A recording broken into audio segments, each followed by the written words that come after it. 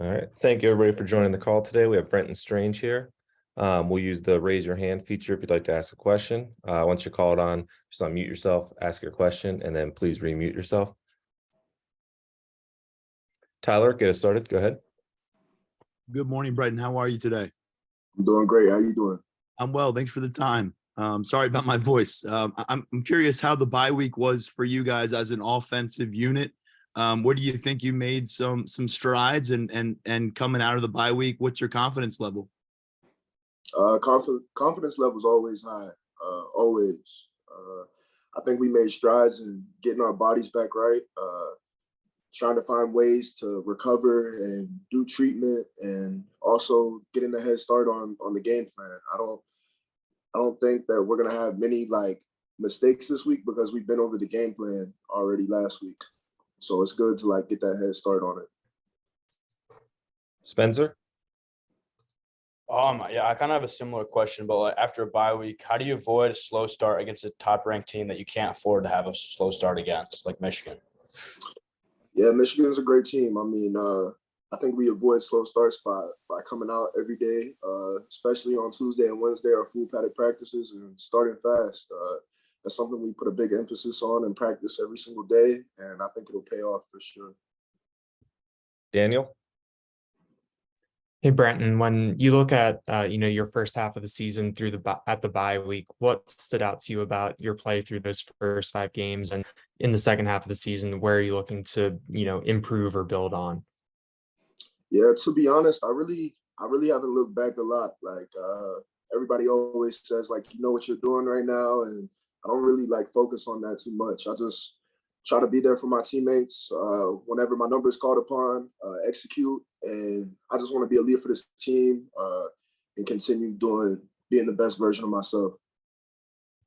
Miguel? Hey, hi, Brenton. Are you still in touch with Pat Freiermuth, and how much of an impact has he had on your game? Yeah, Pat's obviously, he was the man when I came through here my freshman year. Him and Bowers, the older guys in the tight end room, and I learned a lot from those guys, and I appreciate everything they've done for me. We stay in contact almost every single day. We got a real tight relationship, and I'll say he has a big impact on my game. Just being able to come in and being able to learn from players like him and Nick, it was a great start for my career to get to learn from those guys because they're pretty good at what they do. So, Tyler? I know you got a few guys in that tight end room who would love to be putting up big numbers. Not everybody can do it every week. So how have Tyler and Theo continued to kind of encourage you, and also how have they responded to your strong start, getting off and being so productive? Yeah, I don't think that's something that we look at a lot. I don't think it's something, I mean, obviously we tell each other good game. We tell each other things that we can improve on, things that we did good at. We compliment each other, but I don't think it's something that we're real jealous about. We just want to go out there and play good. Want to be there for our teammates, like I said previously, be there to execute when our numbers are called on, and just be there for our teams and be the best version of ourselves. Andrew? Brenton, excuse me, Brenton, thanks for doing this. You've been part of a couple of teams that have been these high stakes, road undefeated top matchups before. What do you remember from 2019 game against Minnesota, last year against Iowa? Are there any lessons you learned in those that you've sought to implement, or any things you learned about yourself in those big moments? Nah, not really. I think preparation is the biggest thing. How you prepare before these type of games, before any game, really. I think that's the biggest factor in all of those games, and I feel like we've done a great job at it this week. Daniel? Brenton, James talked about switching things up a little bit over the bye week with how you guys practiced. How different did it feel, and do you think that that's something that sets you guys up well for this second half of the season? Yeah, I think Coach Franklin did a great job this year, especially. I think he always does a great job of preparing us and getting us ready before the games. And it shows when we go out there and play, going over all the situations, different things that can happen in the game. He prepares us very well, and I'm thankful to have a coach like that. Spencer? After watching Michigan defensively on film, what's the biggest thing that stood out to you? I think they have a lot of great athletes. Like I previously said, they're a great team. They're ranked number 4 for a reason, but we have a lot of great athletes too. So, Tyler? Brenton, we're going to get to talk to PJ after practice this evening. I'm curious, regardless of what side of the field you play ball on, what has his on-field presence meant during game days, during adverse moments in those games this season? yeah, PJ's one of the biggest leaders for our team. So we're so thankful to have him back, and just his presence means a lot to us. It gets us to be able to have those fast starts. Like, he gets us going. He's one of the leaders that's more vocal. So PJ does a great job at what he does on the field, but I think we missed his presence as a leader the most. And I think he's doing a great job this year on the field and being a leader. John? Hey, Brenton, good morning. I wanted to get your thoughts on Nick and Katron in the backfield. 2 true freshmen have really burst onto the scene, had a little bit of adversity against Northwestern, seemed to bounce back in the game. What have you seen from them in the last week and a half that tells you as true freshmen they're ready to go into Michigan for the first time? I mean, I think they've been ready for every game. I think they've came out, they're 18-year-old kids. I think they came out and over-exceeded expectations every single time they stepped on the field this year. Those are 2 great players. I think they're only going to continue to get better each and every week, and I'm excited to see what they do this week. Daniel?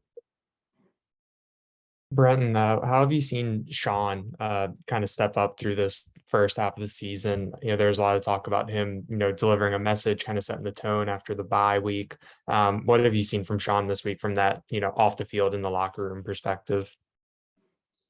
Sean's a guy who I have a lot of respect for, honestly, because he's so consistent in everything he does, and he stays consistent. And to be a football player at this level is very hard to stay consistent. It's something that I talk about a lot and that I want to do. So Sean's a guy that I look after and kind of try to take some of the stuff that he does in his off-field preparation. And I think he's done a great job, not only being a leader, but he's playing really good football right now too.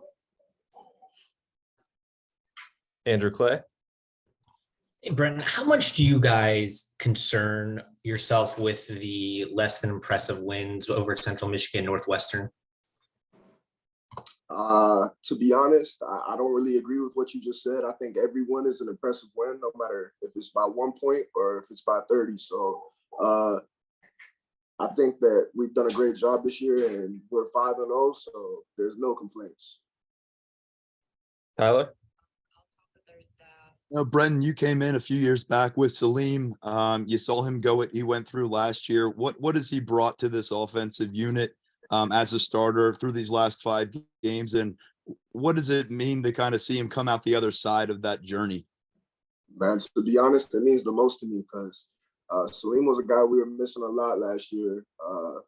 And just like, we know what type caliber player he is, and he's a very good player. So we definitely missed him a lot. And him being a close friend of mine, I'm so proud of him. I'm so happy for him. And I hope he only continues to get better.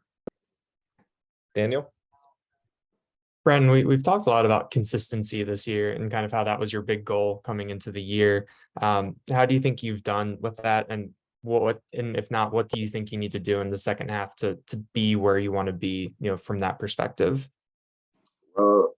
To start off with, I feel like we have a lot of football left to play.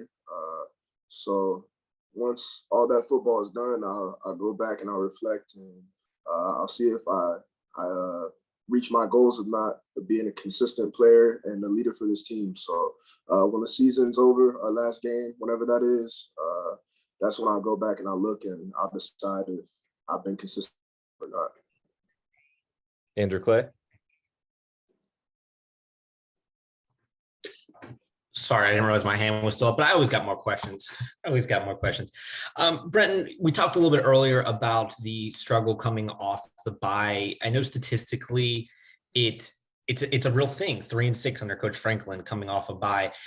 What is the challenge there and the hurdle you guys have struggled with over the last couple of years coming back from an off week? Is it just shaking off rust? Is it just getting the juices flowing again? Is there something that you think has impeded you guys? I'm not sure, to be honest with you, but over my last 4 years being here, this being the fourth year, I feel like we did a great job this week or last week preparing. Not really taking it as an off week, but a bye week, like Coach Franklin was saying. That was something that was stressed in meetings. Our position coaches, just everyone in the building, not taking it as an off week. You know, it is a bye week, and we still have to get better. We still have to find ways to improve throughout the year, and I think we did a great job this year of doing that. Tyler? We've gotten to see Harrison Wallace in game action more and more, and that might be the case again against Michigan. How has he kind of developed and from what you've seen as a part of this offensive attack and maybe his comfort level in playing at this level of football?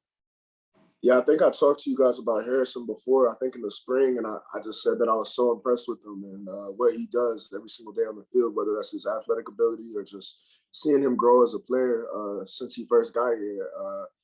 He's another young player that I'm really impressed with, and I feel like he'll be great for Penn State in the coming years. John? Brennan, it seems like this team has already faced a lot of different environments through 5 weeks, road games in the SEC, night game to open up the season. Is there a sense that no matter what you see on Saturday at Michigan, that this team is going to be prepared to face just based on your experience, not just this year, but in the last couple of years? Yeah, I definitely feel like those challenges before definitely prepared us, but this is a new one, and I think we'll take it play by play, and we'll do what we have to do. Andrew Destin? Brenton, asking about Sean Clifford again. What have you seen in terms of leadership for it being his 6th year? I mean, you're going into these types of high stakes matchups where you're going on the road, maybe not just this week, but maybe before Auburn and Purdue too. You know, what kind of value has that provided to have somebody who's been here for as long as he has seen all the things he has? Could you speak to that? Yeah, to be honest, I've been on a lot of teams, played a lot of sports growing up, and Cliff's one of the best leaders I've ever been around. And I'm not just saying that, like, the stuff that he does for this team, like, that y'all don't know is very valuable for us, and it brings us along well. Cliff having that 6 years of playing here, he's seen a lot. He's been through a lot of situations, so he's a real veteran guy, and he knows what he's doing, and we know that. We all got his back, and we all believe in him. John? Brennan, at Purdue, at the team arrival, when you got to the stadium, I mean, fans are there, family members are there. It seems to be, emotional, and it was just, I don't know if inspiring is the right word. When you go to the road games and you're getting off the bus, going into the stadium a few hours before kickoff, and you see, that group of family and friends there, what does that mean to you? It means a lot to me. My family doesn't get to really travel to away games, but it means a lot to me because the guys on the team, like my close friends, like how I said about Sal, like if I get to see his parents, like it's a feeling of comfort, like and I know that they have our backs and that they're here cheering on us, and it means a lot getting to see other people's families. If it's not my family, feels really good to see them before the game for sure. Daniel? Can you give us an example of something that Sean does that we might not know about, or that we might not see, that can, really affect the team and, have an impact? Yeah, just being vocal in practice. It could be something as little as that. Just speaking up when he needs to speak up. When something's going wrong in practice, and he knows it, and we all know it, and there's no one to step up. Cliff definitely does that every single time, and that's very impactful. Whether that seems little to you guys or not, that's very impactful to us, because ultimately it helps us continue to improve. And I think Cliff's done a great job of being that type of leader this year. Time for 2 more questions. We'll start with Andrew, and then after Andrew, Tyler, you can go ahead and wrap it up. This Andrew? Yes. Okay, sorry. There's too many of us.